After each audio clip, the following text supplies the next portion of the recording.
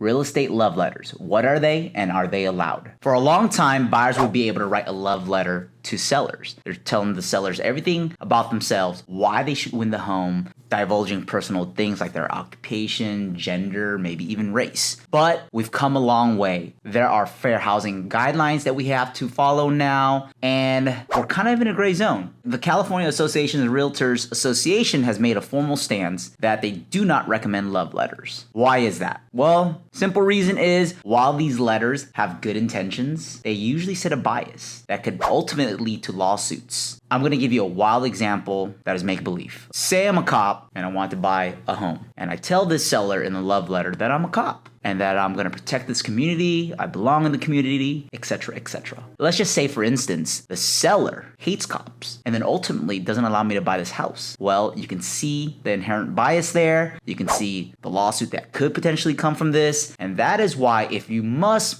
write a love letter, focus on the home, focus on the craftsmanship, focus on the pride of ownership, make it less about you and more about the home. But my official stance as a realtor, I'd avoid them. It's just opening up a can of worms that you might not be able to come back from.